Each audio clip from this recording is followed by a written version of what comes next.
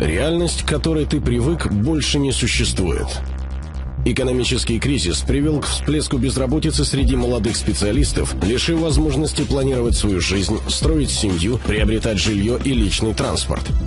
Из-за несоответствия полученных знаний потребностям бизнеса, работодатели закрывают двери перед выпускниками вузов, подбирая специалистов исключительно с ключевыми компетенциями.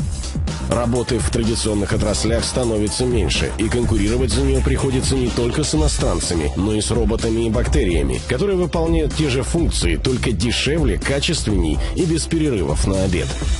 Жертвой прогресса стал не только пейджер, но и крупные корпорации, повсеместно объявляющие о банкротстве. И иммунитета нет ни у кого.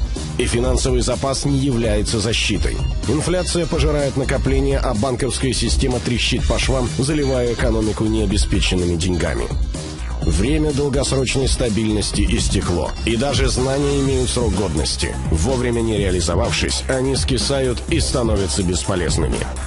Но мир меняет воображение, настойчивость и быстрота. Компании, которых не существовало несколько лет назад, оцениваются в сотни миллионов долларов.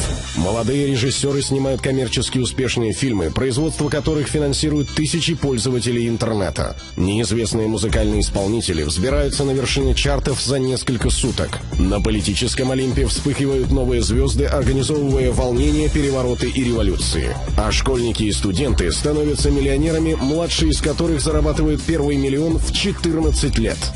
Информационные технологии открыли новые возможности для обогащения. Так, каждый пятый представитель из 50 богатейших людей планеты сколотил свой капитал на интеллектуальных рынках. Компании, транспортирующие биты, оцениваются дороже сырьевых гигантов. А какая компания возглавит рейтинги через 10 лет?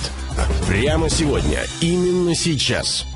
Ты можешь недооценивать масштаб нарастающих перемен, но осознай их. Думаешь начать с понедельника, и мир притормозит, чтобы дать тебе возможность оглядеться? Ха-ха-ха-ха.